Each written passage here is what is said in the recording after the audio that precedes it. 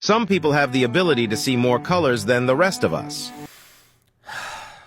All right, let's see it. We're going to find out if you're one of those people right now. Take a second to pause this and count how many colors you see. I already know where this is going, but continue. Okay, so if you counted 20 colors, this means that you're a part of 25% of the population that only has 2 color receptors. You might need to sit down for what I'm about to tell you. That's bullshit. Like, not even remotely true. True dichromacy, where you're literally missing one of the 3 cones, is incredibly rare, usually affecting less than 1% of males in the population. And tritanopia, the rarest form where you're missing the blue or short wavelength cone, affects 1 in 100,000 people, although it isn't sex-linked. All right, let's hear what else they have to say. But if you were able to count between 33 and 39 colors, you're what's called a tetrachromat, which means you have 4 different color receptors. Can you guess what I'm about to tell you?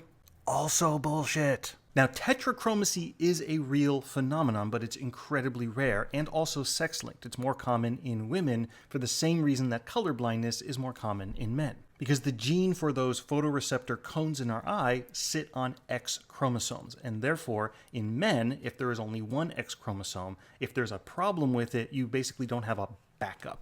In contrast, for women with 2 X chromosomes, you have not only a backup, but the potential to have sort of 2 variations of the same cone, which then in the eye becomes 4 rather than the expected 3. Adding to that, though, it's not just enough to have 4 different kinds of cones. You actually need the brain to wire to use all 4 separately.